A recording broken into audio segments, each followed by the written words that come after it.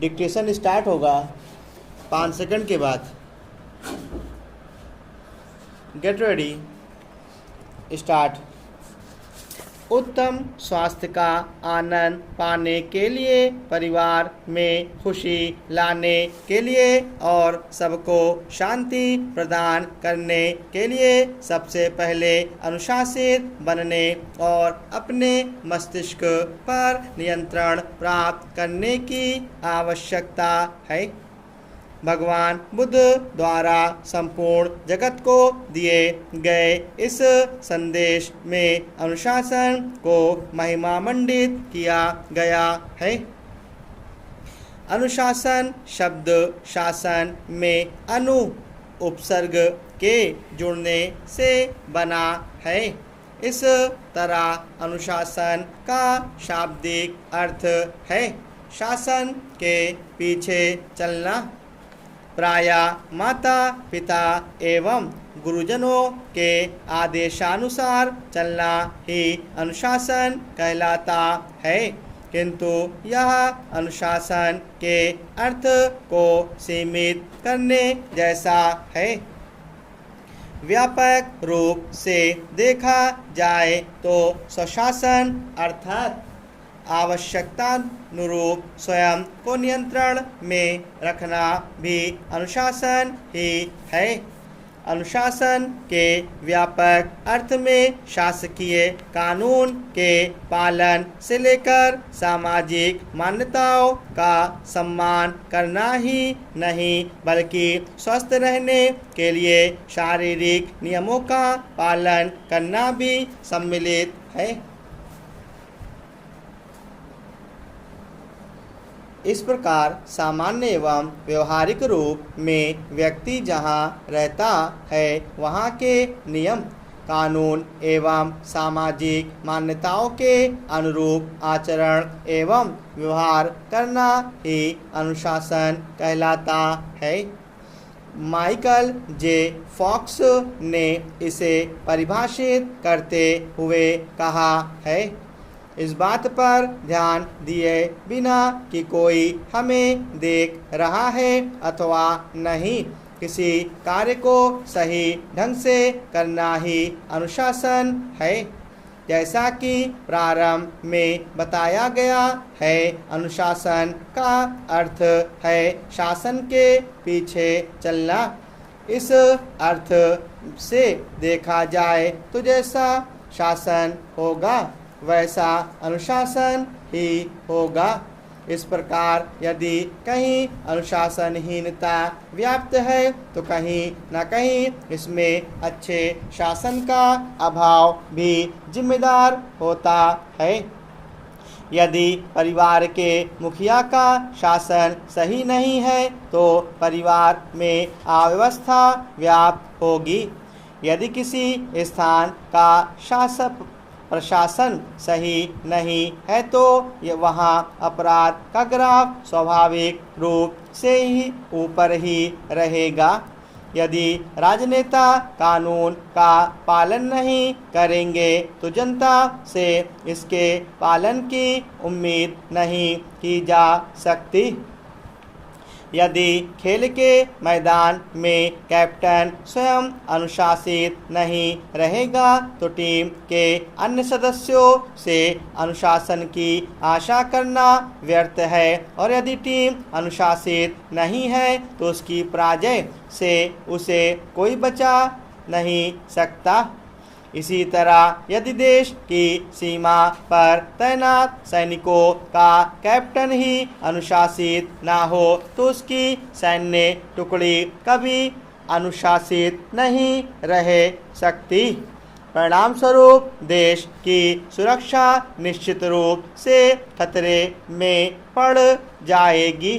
राष्ट्रपिता महात्मा गांधी के अनुसार अनुशासन के बिना ना तो परिवार चल सकता है और ना संस्था या राष्ट्र ही। यदि परिवार के सदस्य अनुशासित ना हो तो उस परिवार का अव्यवस्थित होना स्वाभाविक है। सरकारी कार्यालयों में यदि कर्मचारीगण अनुशासित ना हो तो वहाँ भ्रष्टाचार का बोलबाला हो जाता है। अनुशासन के अभाव में किसी भी समाज में अराजकता व्याप्त हो जाती है। अतः अनुशासन किसी भी सभ्य समाज की मूलभूत आवश्यकता है। अनुशासन न केवल व्यक्तिगत हित बल्कि सामाजिक हित के दृष्टिकोण से भी अनिवार्य है। एक बच्चे का जीवन उसके परिवार से प्रारंभ होता है। यदि परिवार के सदस्य गलत आचरण करते हैं तो बच्चा भी उनका अनुसरण करेगा। परिवार के बाद बच्चा अपने समाज एवं स्कूल से सीखता है। यदि उसके साथियों का आचरण गलत होगा तो उससे उसके भी प्रभावित होने की पूरी संभावना बनी रहेगी। यदि शिक्षक का आचरण गलत है तो भला बच्चे कैसे सही हो सकते हैं। इसलिए आवश्यक है कि हम अपने आचरण में सुधार लाकर स्वयं अनुशासित रहते हुए बाल्यकाल से ही बच्चों में अनुशासित रहने की आदत डालें। वही व्यक्ति अपने जीवन में अनुशासित रह सकता है। इसे बाल्यकाल से ही अनुशासन की शिक्षा दी गई हो।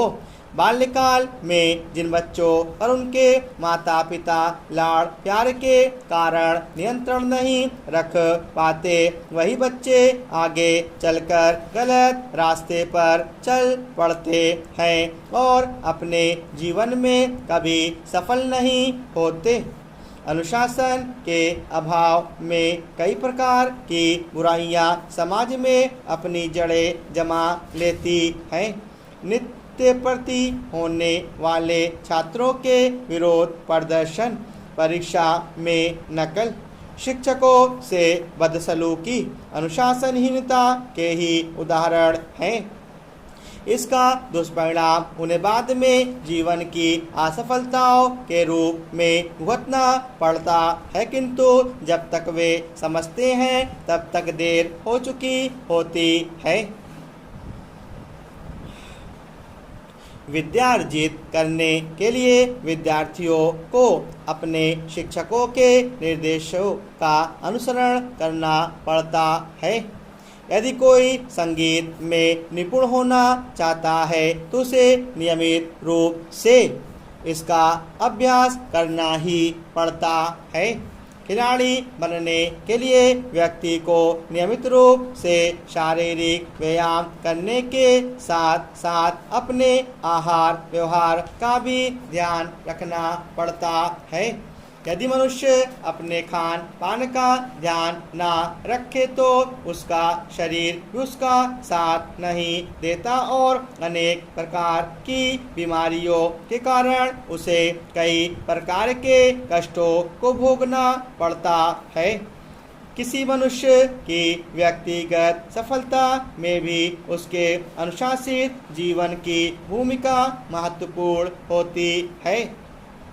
जो छात्र अपना प्रत्येक कार्य नियम एवं अनुशासन का पालन करते हुए संपन्न करते हैं वे अपने अन्य साथियों से न केवल श्रेष्ठ माने जाते हैं बल्कि सभी के प्रिय भी बन जाते हैं। महात्मा गांधी, स्वामी विवेकानंद, सुभाष चंद्र बोस, लोकमान्य बाल गंगाधर तिलक, डॉक्टर भीमराव अंबेडकर, दयानंद सरस्वती जैसे महापुरुषों का जीवन अनुशासन के कारण ही समाज के लिए उपयोगी और हम सब के लिए प्रेरणा स्रोत बन सका। रॉय स्मिथ ने ठीक ही कहा है, अनुशासन वह निर्मल अग्नि है जिसमें प्रतिभा क्षमता में रूपांतरित हो जाती है।